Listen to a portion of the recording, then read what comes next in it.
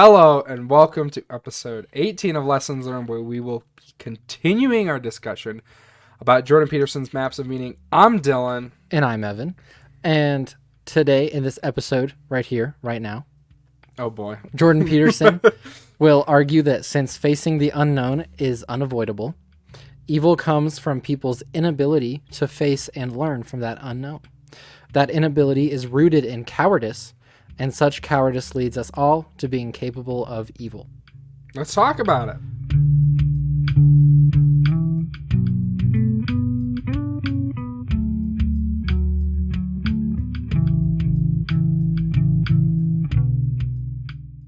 All right, we're going to start this episode off by Evan's going to reread the question from the end of last week's episode, and then I'm going to read an answer that we got anonymously, but I'm going to read an answer from one of our listeners, and then we're going to chat about it. We're going to chat about what you guys think. So Hold on, I have to pull it back up. Oh. Because I accidentally closed it. This... It's okay. It's okay. Here it is. Okay. It's okay. The question is, clearly... Nope, that's the wrong one. Here it is. For real. That's a hint. That's a hint to the end of this episode. Yep. Jordan Peterson says that people fail to understand the nature of evil. Why do you think that people deny the always possible nature of evil? So the answer we got from one of you guys, our watchers, listeners, whatever you want to do, is people deny the always possible nature of evil because it's less stressful than dealing with it. That's it. What are your thoughts? Well, first, I think it's funny. Yeah. But two, I actually think it's a really good point. Because like it's 100% true. It is far less stressful to go like, nah. Right. I don't want to consider that. And it's a great representation that I think is done very well in Harry Potter. In the scene where what is it? Movie 5? Uh-huh. The one we just watched? Yeah. Where the minister is denying that Voldemort's back. Yeah. Because it's much easier to say Voldemort's not back. That's not a thing. It's a hoax. It's much easier to run a government like that. It's much easier to control the people and deny that's a real thing. Up until he literally sees Voldemort with his own eyes, and then he can't deny it without just blatantly lying. Sure. And I think that's actually a great reflection of what we see a lot in our lives. I mean, how often have you heard like a peer at school go, I'm just not going to do the homework. I'm just going to not. It's not there. It's not real. Yeah. I mean, your gas tank starts getting low. Like, it's not there. And I think that's like, I think that's actually a really good answer, as concise and kind of funny as it is. I mean, yeah, like we want to ignore hardships as much as possible because they're hardships. Right. And acknowledging evil. Why would you work on yourself when you just can pretend you don't need to? So. How many people do you think are going to go, well, that's not true. I work on myself. I just don't acknowledge it. Right. Uh-huh. Yeah, no, I think that's a solid comment. I'll be curious to see since you brought up the Harry Potter thing, how your opinion of the minister of Fudge during that whole situation will change based on this. I already don't like him in the next episode. Well, I'm not saying you'll like him or anything, or like him less, but understand or have a different idea of why he's doing what he's doing, because that's kind of what we're getting into. Yeah, this episode, will Dylan learn or will Dylan be stubborn? Okay, well then let's get started. It might take a while. Oh, to get to the learning part? Yeah. So we're in chapter 5 now. Okay. Which is great. I'm going to do a little bit from his introduction that it's talking about the whole section. And then we're going to go into the first part of it. And he splits it up into what he calls the adversary. And then the second half is what he calls the hero. So there are these two opposing people that deal with the unknown in different ways. Kind of sounds like the bad guy and the hero. Well, and what else he calls it is the hostile brothers. would be like Cain and Abel, or Osiris and Seth, or you could say even Christ and the devil. Although they're like siblings. Right, but the point is that they're these opposing things, one that's heroic, one that's evil and an adversary to good. I could see Jesus with a cape. Yeah. I mean, a robe's kind of like a cape. It just is like a body all the way cape. Around. Yeah. All the way around. Okay. Like Dracula. So there's these two brothers he talks about. Okay. What he starts off by talking about how our culture degenerates naturally. It kind of degenerates on its own, like a brick will erode in harsh weather. It'll crumble because what is done in the past is generally not sufficient to deal with what's in the present, because the present's always unpredictable and new. So that's really interesting, because that's an exact opposition of what we hear a lot. Yeah. Of just like, we're always progressing. The new thing is the better thing. Well, that's not the opposite. It's saying that, oh, you mean that it's degenerating? Yeah, he says that it does on its own. We make it happen faster by refusing to admit our errors and failing to adjust appropriately. The opposite side of that is the way that culture wouldn't degenerate is if you're willing to update the culture continuously. But if it stays static, it's degenerating even faster. Okay, yeah. That tracks. Okay, cool. Like not fixing the problem, ignoring it, as we kind of just talked about. Right. So, and I'll kind of move through this intro stuff pretty quick because it's not the meat of what we're doing. Yeah. But he spends a little bit of time saying that people that still haven't learned, or people still haven't today learned, that failure to understand the nature of evil leads to its eventual victory. And that's something we've talked about before, is people not being willing to look at evil, and then it comes up and makes itself evident and it surprises you. Yep. So we've talked about that before, so that's nothing new for us. He gives some definitions of evil. Okay. So I'll just kind of list them here. Evil is rejection and sworn opposition to the process of creative exploration. Okay. So not being willing to explore is evil. Evil is repudiation of the unknown, or rejection of the unknown. Willful failure to understand, transcend, and transform the social world. Evil is the desire to disseminate darkness for the love of darkness where there could be light. So he gives a couple of these definitions of evil. The main theme is not accepting the unknown as something that exists and learning from it, is kind of where it seems like he's going with it. Okay. That's an interesting definition of evil. Like, I'm not the hugest fan because it feels consequentialist, or maybe even morally relativistic, where as long as you're exploring the unknown, then that's good. Yeah. But you could be exploring better ways to kill someone, and that's certainly not good. That's certainly not good, and the FBI would agree with you. That, right. That is not good. Right. So you might have a couple trucks outside your house. But the important thing to know is how he's defining it. Sure. Wow, that's okay. Very different than... Yeah. But we'll see how it plays in. I feel like my initial judgment is like, that doesn't work. We'll see if we can change predominantly from what you've said, but also just because like... We'll see if it'll change. Yeah, okay. At least somewhat, because this is the intro, so the whole rest of it's explaining that kind of. So, and then he says, everyone has the capacity for evil. Specifically, he says, many kings are tyrants or moral decadents because they are people. And many people are tyrants or moral decadents. So pretty much, we all have the capacity for evil. And that's his intro. So that's kind of the big claim. So the rest of this is kind of how you prove that. So that's what we'll get into. Let's prove it. Any first thoughts? I mean, like I said, just... Interesting? Yeah, well... You're not allowed to say interesting. I know. Our friend does not like that word. And he explained why. It's a good reason. It's a good reason. Interesting offers nothing in regards to what you think of it. Yeah. Because interesting could be good or bad. But that's beside the point.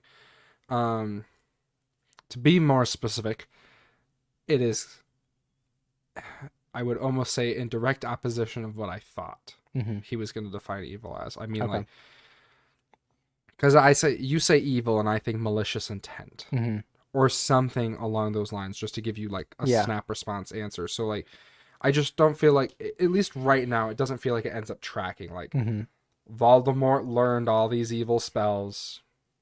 Right. And So is that good or? that will, by exploring the unknown, that has to be good. Right. So, which I would argue, and you know, Avada Kedavra is not a good spell. And I think that's what he's trying to figure out. So we'll get started then. This first part of the episode, we'll be talking about what is evil. Okay. Like, how do you define evil? Not like that, but yeah. Or what are the aspects of it? How does it come about? Those kind of things. What does it lead to a little bit? Sure. So, some representations of evil. He says that Satan is the spirit of totalitarianism, ideology, and hatred of the world. I think we'd pretty much agree with that.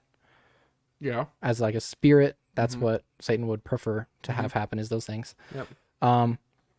This is interesting. He says evil is a natural category, and it's not so clearly defined, and that it's dynamic and not static, so it changes.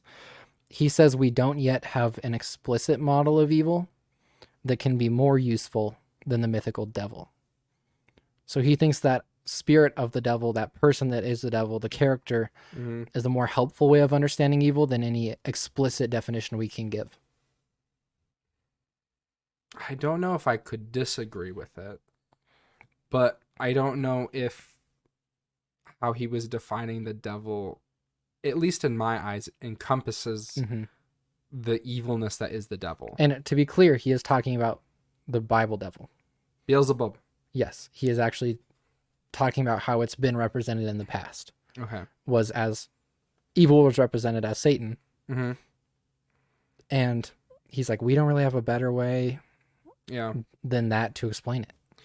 Which is ironic. Yeah. I would say. Isn't it? Isn't it? Isn't it ironic? I don't like that quote, so we're going to skip it. Good. I like skipping quotes. Let's talk about how we are all capable of evil because of our reason and our pride. Okay? Okay. So he starts off by talking about how the devil is associated with reason because reason leads to pride and the act of presuming omniscience. Is he defining reason at any point here? The ability to reason. Us being able to reason and think things through. So logic. Yeah. Like figure it out. Yeah. So say it again. The devil is associated with reason because reason leads to pride and the act of presuming omniscience. And omniscience is all-knowing. So our reason leads to us being prideful and us assuming that we can know everything. I wouldn't inherently say that's what exactly leads to being prideful, though. Well, we'll see. What I'll keep going then. Okay. I'll keep going then. Keep going, and then if I get sad about it, I'll say something. So he says that omniscience means that the unknown can no longer exist. Okay. Which is super dangerous because if you're gonna think I know everything, I'm prideful, I'm arrogant, right? You know, as one does, yes. I'm a communist, maybe. I know up and things. Look in the mirror and say those words. Yeah, every morning. I'm omniscient. Look at you go, omniscience. But that's dangerous because then you're not going to be open to learning. Well, yeah, from the unknown. Absolutely, yes. So it's dangerous to be prideful if it can lead to that, or think you're omniscient. It shows the importance of humility for adaptive capacity, because in order to adapt, and we've actually talked about this before, you have to admit that you don't know everything, right, and that you'll be willing to learn. So, given all of the above, and I guess we can stop for a second to see if you agree. Actually, no, I kind of put my notes out of order here. I think something that can help is he says that he uses Paradise Lost to talk about this a little bit, which is by John Milton. In one part of it, Milton talks about, how Satan was created and he was kind of like God's number one when he was Lucifer. He was a really good angel, super strong and all these kind of things. Yeah.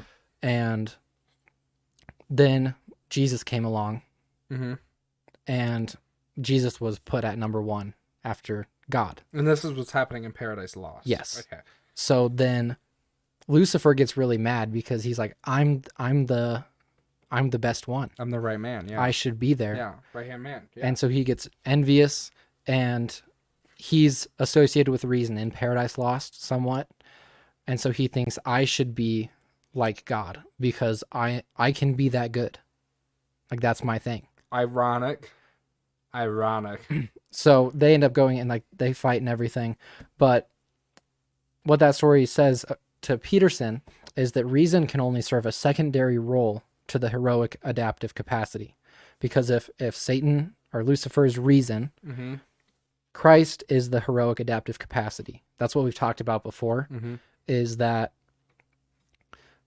to Peterson, Christ represents the ability to go into the unknown and come back and learn stuff, like that's what he was talking about with the resurrection. Right. So he's saying reason has to serve secondarily to that.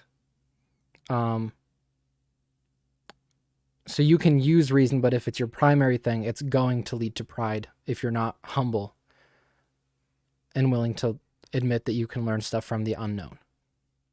Okay, so what are your thoughts real fast? Real fast? Do you still not like this reason thing? I don't think I do. Okay. I feel like there's a lot of jumps you have to make to go from like being able to reason to prideful. Well, I'm okay with it. I'm fine. I'm like it. Fine with it. I don't think it's. I do not have a supplemental suggestion for this. Think about it this way. If you're only operating based on reason, and reason does so much for us, couldn't that lead you to assuming that you don't need anything else? You can just rely on yourself.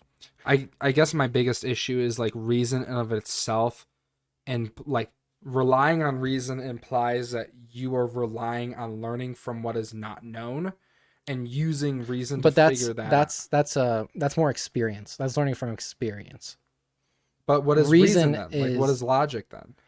Reason is thinking things through and just knowing things from figuring it out. Okay. It's what Kant talks about as a priori.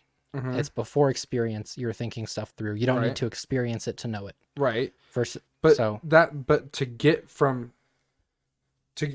you're still going from unknown reasoning to the known. But you're not experiencing anything new, so there's no unknown there. But how are you not experiencing something new? There's no unknown that you're not.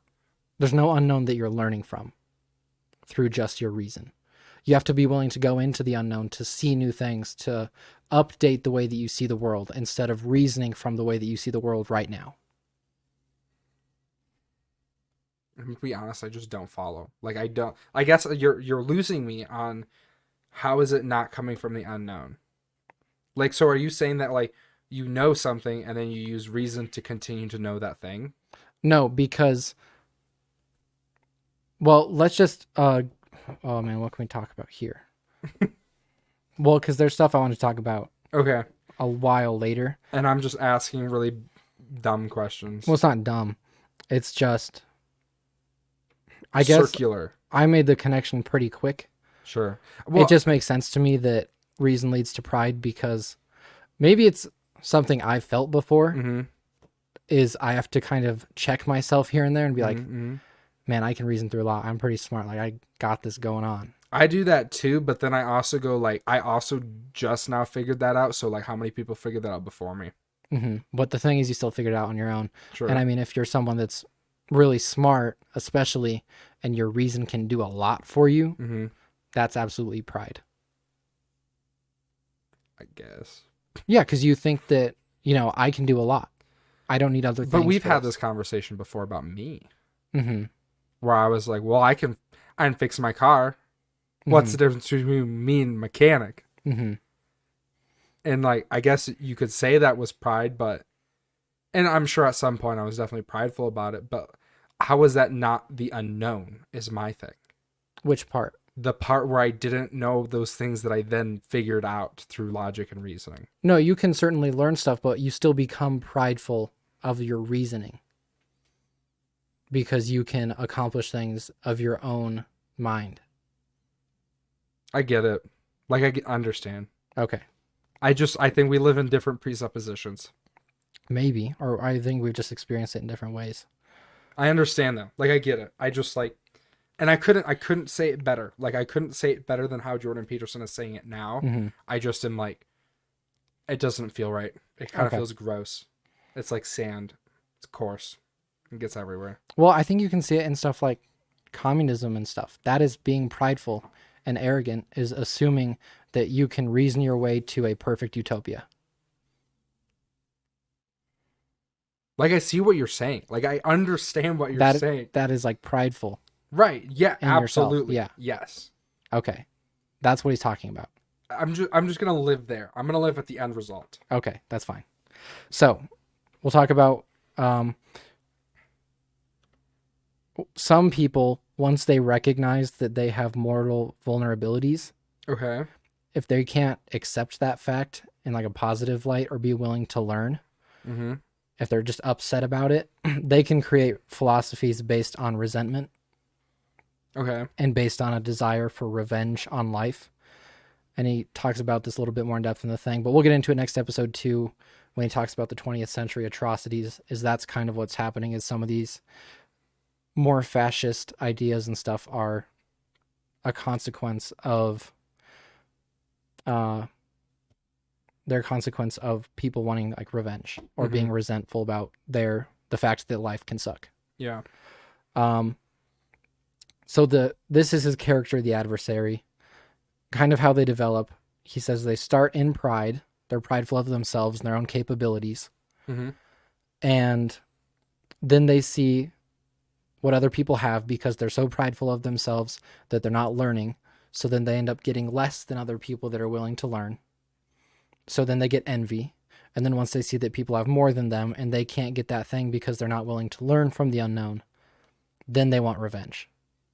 Right. Yes. And then they get resentful. Yep. So that's kind of the progression for how his adversary works. Okay. They assume that they know for a fact that life cannot get better. Mm-hmm. So they make life worse for themselves, and then they get angry and resentful because it's like, well, I can't make anything better, so I'm not going to try to. So then it actively gets worse, and then they just get bitter and resentful because everything sucks all the time. That really sounds... Can I hit a hot topic button? Can I go for it? Trigger warning. Trigger warning. Go for it. We need alarms and sirens. I want a button. Trigger warning. To be completely honest, it sounds like a lot of people you see in like secular culture. Mm-hmm. Like most all of them. Mm. Well, life is kind of meaningless and I hate it. So I'm going to go ahead and do a bunch of these wild, crazy things. Like I'm going to change my gender because everything right now is miserable. So I'm going to change it. Mm-hmm. But I mean, we have the studies that show that leads to nothing but misery. Mm-hmm. So then they're more miserable than they were before. And then you see all the stories where somebody transitioned and detransitioned and they were like, holy crap, that was awful. That was like the worst years of my life. That was miserable. And it's like, that's exactly what we're seeing today, right now, is like people basically like loathing in their own self-misery to the point where they make things harder just for the sake of like, they're going to be that way. I'm going to do that right because I'm already miserable, which is like very unfortunate. But like more importantly, I think it should be addressed more often. Hence, I wanted to address it. I agree. That's fair. Yeah, I think it is a big deal.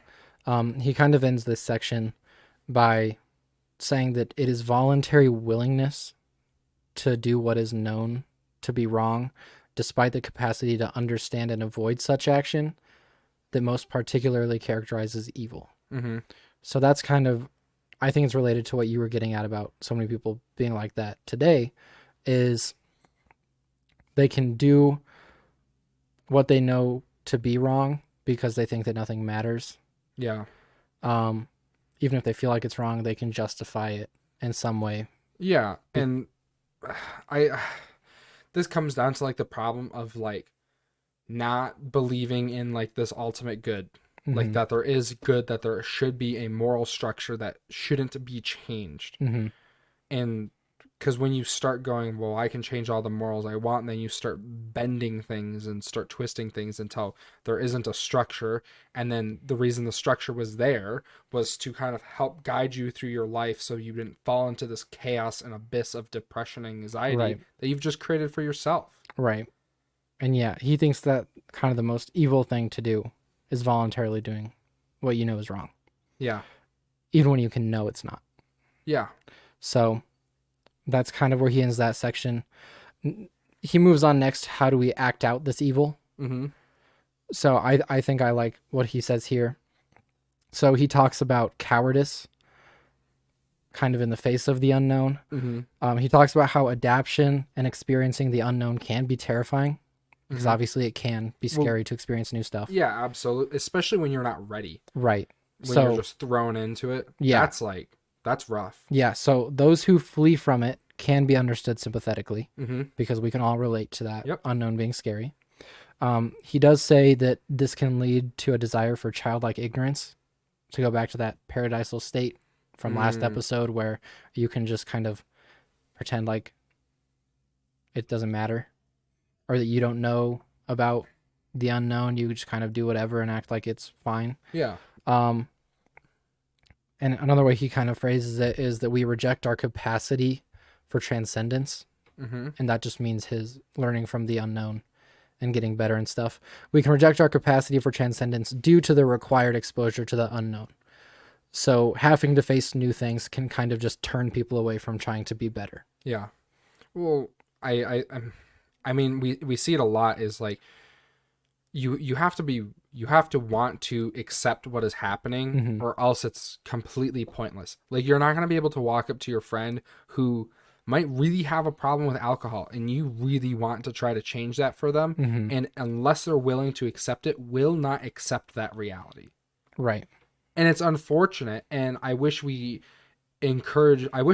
often in our society did we encourage like facing the hard truths, facing reality, and supporting each other. But I think it also comes down to the fact that a lot of the problems we see is, I would argue, obviously this is from a Christian standpoint, as we are, but a lack of Christianity. Wait, you're Christian? Yeah. Oh. Believe it or not. Okay. I think like a huge lack of Christianity in our lives is like a huge problem, because think about it. If as a Christian, we want nothing more than to love and help each other, anything you do that I look at you and say, hey, you shouldn't do that, or hey, like that's bad, isn't from a judging place, at least in some people it is. Yeah, for some people it is, but hopefully it's not. But if I were to come to you and I was like, hey, Evan, like, you know, I know like cigarettes are like a thing, but you should really stop because I'm worried about you. At full disclosure, Evan does not smoke cigarettes. No. But for the sake of an example, to you, that would be like, oh, my friend's concerned about me because I know his heart's in a good place. Whereas a lot of what we see in secular culture is nobody's coming from a good place. Nobody has moral structure. Nobody has this, like, I have a goal to help my friends, to support my community, to love God, and to spread good word. I want good for everyone because we are all children of God. Secular culture doesn't believe that at all.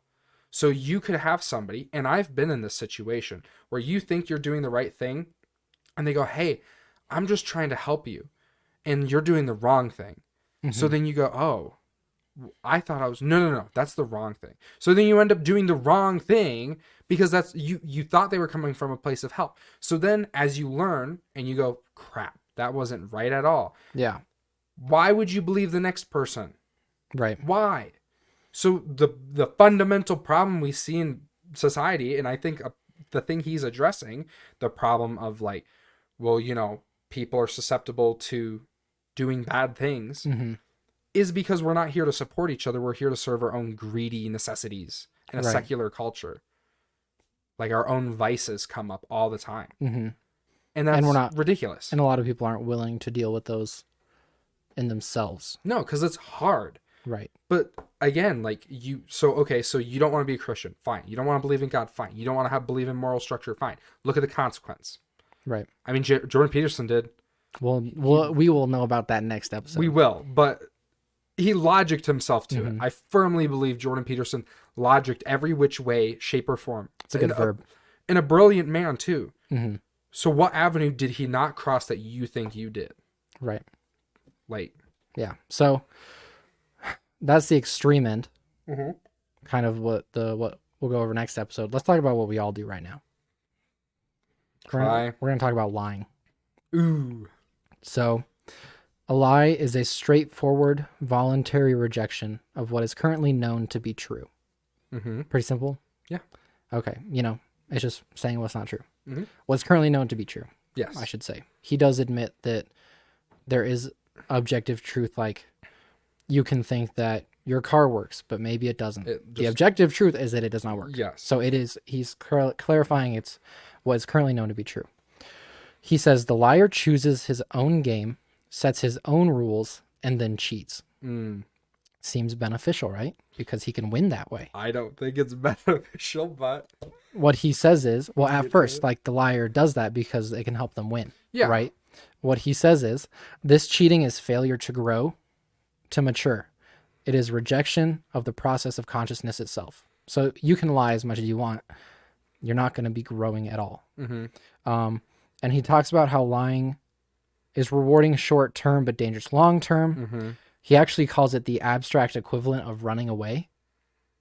Yeah. Because you are not facing. You're running away from the truth. Yeah. You're literally because you are opposite. According to him, he's pretty harsh on people that lie, which is fair. Yeah. You're either too weak to face the truth, or you're too cowardly. Yeah. And you're just scared of it. Yeah. Those are kind of his two main motivations. Well, and this is a good time to bring up the Harry Potter thing. Yes. Okay. Is the comment that we had was seeing it more as the convenience thing of not doing it. Yep. Which I think is it's a fine way to think about it. The way that Peterson would frame it more so is that Fudge would be too afraid of the consequences of that being the truth. Yeah. So he's just going to reject it outright. Yeah. As being even possible. Yeah. And you can obviously see the consequences of it. Well, and something Peterson talks about, I listened to the episode where he's being interviewed by his daughter regarding Canada trying to remove his license as a psychiatrist. But he discusses with lots of passion, as Jordan Peterson does, why lying is so bad. And he's talking about why. Yeah, he's talking about it. Well, I'm truthful. I haven't lied. So when I'm in the face of court and they're like grilling me, right, I don't need to go like, oh, what did I say? Right. I just tell the truth. Yep. And it doesn't change. And then he talks about, the breakdown of like what a liar has to endure and what they have to be good at and stuff. Right. And just how preposterous it is for a human being to desire to put themselves in that situation. Right. Well, and yeah, along those lines, what he says about liars is that lying shrinks one's domain of competence and instead of expanding it, so they become underdeveloped personality speaking. They basically haven't practiced dealing with the unknown. So when you lie to yourself all the time or other people, then when the unknown comes up, you really don't have many options with dealing with it. Yeah, well, because you're unpracticed. Yeah. Yeah. Interesting, right? So I have a question for you. Oh, please do. Knowing the above, he also talks about it. Lying is typically a sin of omission. So lying is not doing something, not saying something more than it is actively doing it. So he makes that distinction. But here's a question for you. Knowing all of this, is there a time to omit the truth? Yes. Okay. When it's your girlfriend's birthday and you're trying to surprise her. Okay. That's the one time. That's the only time. No, because even in difficult situations, you're a parent and your child's like, what's death? Yeah. You can be like, it's not real. My young summer child, your friend made that up. Yep, that's what I'm. Sure, you can do that, but it's not. In the long run, it's not going to be a solution. I don't know, because I think from the perspective of not even just like being a Christian, lying's bad, but like in the long run of your life, what does the lying provide other than temporary satisfaction, which is a sin, There's a lot of things that are temporary satisfactions, and if you look at just like the longevity of the lie, not to play politics or anything, but a certain president may or may not have been less than honest about his college experience. And there's actually a video of Joe Biden from way back when he was claiming he had 3 degrees, he was on full academic scholarship, graduated at the top of his class. And back then, little hard to disprove it. Ironically enough, the university did come out and say all of that was fabricated. Yeah. But back then, little harder to prove these things. Nowadays, you just Google it. Dude, dolphins, you can bring them on land. They're totally fine. Huh. I don't think that's true. Hey, Google, let me just ask this phone. Let me ask this computer in my pocket. But what satisfaction... But the downside is that then everyone at Google that heard you say that thinks you're an idiot now because you just asked if dolphins can go on land. Yeah, I guess. If you're really concerned about the people that work at Google, sure. Hey, man, I'm just saying. But, I mean, so then let's look at Biden's perspective in that moment. What did he gain from ragging on somebody else saying that he was smarter? Temporary satisfaction. Right, or some temporary credibility. Right, or which was immediately disproven. So what was worse? Being honest in the moment and being like, you know what, you're right. Like, I am not all of these things, but you know what? I'm going to keep working hard and prove you wrong. Or getting the temporary satisfaction and then immediately after getting burned by the very university you attended. Yeah, and we don't know about his whole personal life or anything like that, but just with liars, like people that are really prone to it often, they get so many going that in order to keep it from catching up, they kind of have to keep lying. Yeah. Over and over again. Over and over. Well, and then it stops making sense. Right. And I'm not going to say anything in specific, but I've definitely experienced that plenty in my life. With the lie going over and over and over and over and over and over again. And then you go, wait, but yesterday you said this. No, I didn't. Right. Are you sure? Yeah. Because here's the recording of you, or here's the text you sent. And I'm sure we've all experienced that in our lives. Well, and what's interesting is Peterson says that, I hadn't thought about this, lying is based in a desire for security rather than a desire for freedom. The security is not having to deal with the unknown. You're kind of trying to suppress external and internal deviations from what you might expect. Yeah. As you're going about your day to day. So really when you're lying, you are sacrificing the freedom of truth for some temporary security. Because you don't want to know what the truth can bring in the unknown. Yeah. Which is a really interesting way to think about it. It is an interesting way. I think ultimately, let me ask you this question. It's my turn, Evan. Go for it. I get to ask you a question. Go for it. In what situation would lying not bring some level of temporary satisfaction? Would it not bring satisfaction? I really did put you on the spot here. No, it's fine. I'm just thinking. What do you mean by satisfaction? Like, if I say, oh, well, I have a PhD, boosts my ego. Right. Makes people think I'm a little So are you more talking credible. about that personal satisfaction of making you feel better? Well, and then on top of the fact that those who hear the lie, believe you're not, at least in the moment, give you that satisfaction. Well, I think the only lie that would count there is the kind that doesn't happen, is where you lie and say something bad that happened or something bad that you did.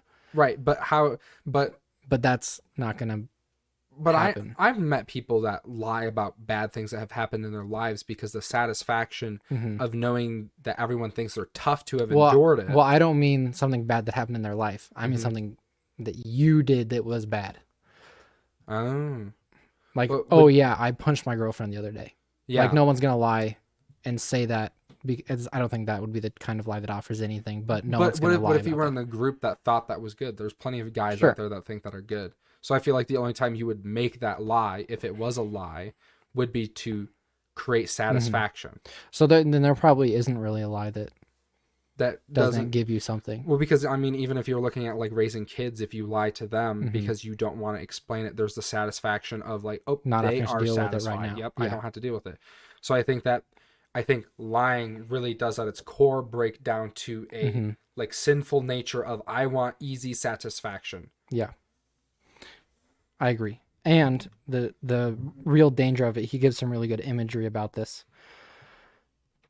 He says what could be life-giving liquid, which would be the unknown when you explore it, becomes a deadly swamp composed of past errors, unresolved traumas, and current difficulties. Yeah. So it becomes hard to navigate. It ends up slowing you down more than it's actually helping. And an important aspect of this that he brings out in this section is that lying does not remove the things not liked. It only turns them into threats that can't be utilized. Yeah. Is that, you like that one? Or I like that one. I like that when you lie about something, you're not getting it, you're not taking it out of the picture. You're just making it, instead of something that could have had potential to help you, you've now made it a threat.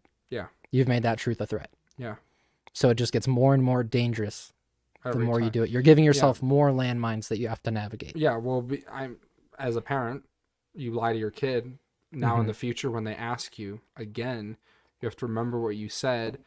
Or if they ask you, but why, as many children do, you now have to explain, but why this imaginary thing you just made up. So,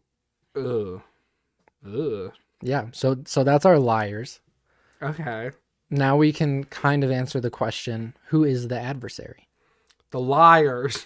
What would you define this character of the adversary as after everything we've gone over? An evil liar. Okay. I guess. I don't know. Didn't we just talk about how the adversary is Satan? That's the mythological or religious representation. So how would I define? Yeah. If I need to like define something to just plop on people. Sure. What would you define the adversary as?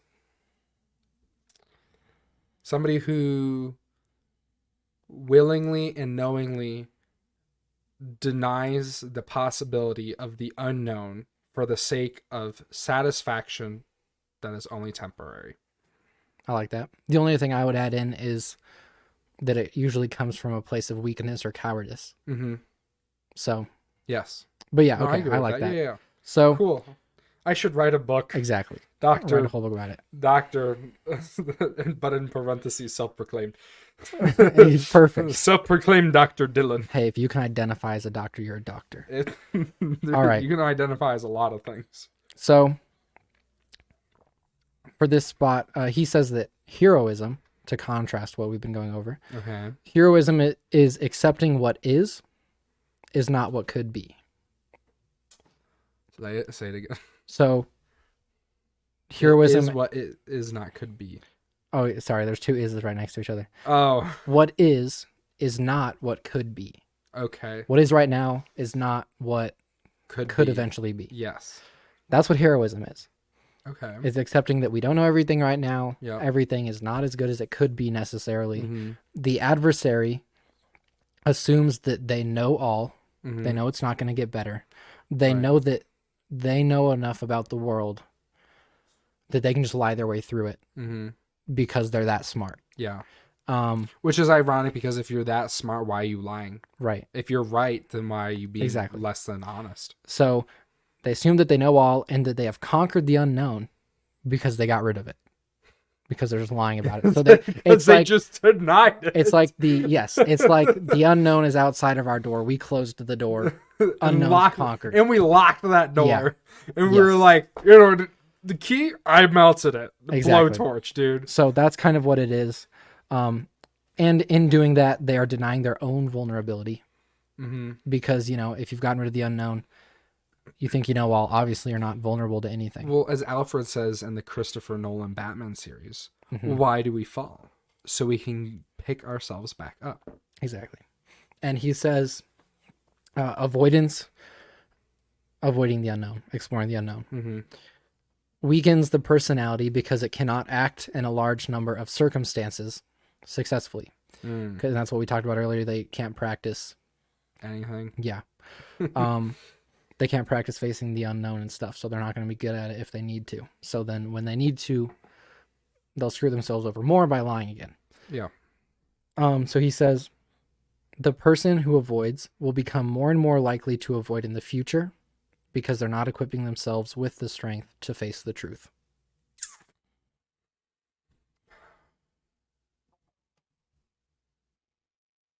I just keep thinking about all the college students that I've interacted with. Mm-hmm. Tell me about it. I'll tell you about it. That's pretty much all I have. So, okay. So like before we were friends in the dark ages, I didn't know who Ben Shapiro was, but I had like heard about him.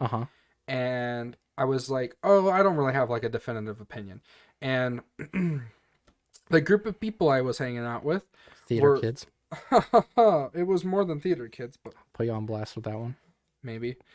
Yeah, a lot on blast. But they said the problem with Ben Shapiro was that he didn't give his opponents time to talk. And he would just talk over them and just ram everything at their throat. And I was like, yeah, I mean, that's not like a very productive way to like have a discussion. Again, had not seen any of his videos. So it's just like, yeah, that's not a very like productive discussion. And then I said, but like, is he ever wrong? And they're silence, followed by anger, followed by, yeah, of course he's wrong. Why do you think he didn't want the other person to talk? And I was like, well, I guess that makes sense. Okay. And then I finally watched some of his videos and I was like, but he proves himself right. So like in their world, they had to deny that what Ben Shapiro was saying was correct. Because if they accepted that as the truth, then what they believed as a person, they would either have to acknowledge that they're completely and totally wrong, or they would have to change what they were doing. Well, and not only that, but in doing so, they don't equip themselves against the type of arguments that Ben Shapiro or people that are like him might make. Like the legendary Michael Knowles and Matt Walsh. So then once they come in contact with someone that makes those arguments, instead of potentially being prepared with a counter response, they've got nothing. Well, and that I think that's such a shame, because I think what we would see is a lot more diversity and a lot more just more intelligent and open to discourse people in our communities. And I think that's more than fine. Like obviously, like sometimes you have a presupposition that just doesn't line up with somebody else. You know, you have fundamental disagreements. But the problem is when you are unwilling to have discourse with another individual because they disagree with you and they've proven you wrong so much that you deny it, you're never going to be able to not be proven wrong. So then you have to live in this world of dishonesty. And it just sounds so unfortunate. Yeah, you're shooting yourself in the foot. Yeah, you are. You're shooting yourself in the foot. And it's so unfortunate. Yeah. Because you don't have to do that. Yeah, and I don't know if it's an easiness thing or the cowardice thing, or if it's a lack of foresight. You know, Jordan Peterson talked about how he got people who didn't like what he said and did not to go to his lectures when he was like touring schools. By making it 8 a.m. By making it 8 a.m. So I would argue that like lying. I have class at 8 a.m. I know so you're a big boy. I'm just saying. Big boy. But my point is I would argue that it is about simplicity. It's about the easy satisfaction, the temporary, quick, and easy satisfaction of, nope, you're just lying. I don't believe you. I think that's a lot of what our culture is about today, is definitely taking the easy road. Oh, yeah. Especially in one, if we ever go over Rise and Triumph of the Modern Self. We definitely might. That talks about our ideas of what ourselves should be and what culture does for us, is all about making things easier for ourselves. Yeah. And there's really not much conforming to culture or moving beyond yourself or improving yourself. One of my least favorite things to hear is be yourself. Oh.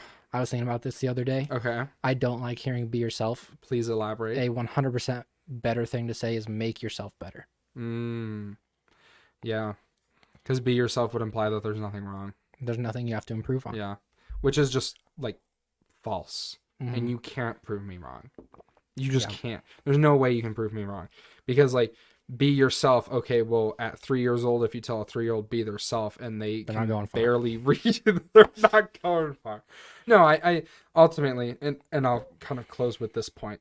I think it is a gosh darn shame that we live in a world where people want the simple satisfaction, the easy way, when we are surrounded by so much useful technology, so many tools that could leap us years and bounds ahead of where we are right now. But only if people use the tools instead of getting the satisfaction. Yeah. I think it's something we all struggle with in varying degrees, but I think it's something important to acknowledge. Yeah. And it's a shame.